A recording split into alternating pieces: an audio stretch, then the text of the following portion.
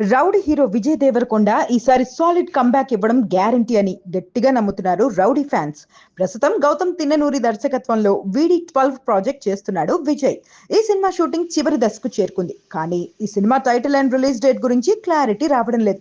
Recent గా నిర్మాత Nagavamsi social media వేదికగా VD12 టైటిల్ అప్డేట్ ఇస్తూ, మీ అందరి అబ్యూసెస్ తర్వాత నేను గౌతమ్ ని చాలా హింస పెట్టాక ఫైనల్ గా VD12 టైటిల్ లాక్ చేశాం. త్వరలోనే టైటిల్ రివీల్ చేస్తాం అని తెలిపారు. ఇక తాజాగా ఈ cinema title release date fix చేశారు.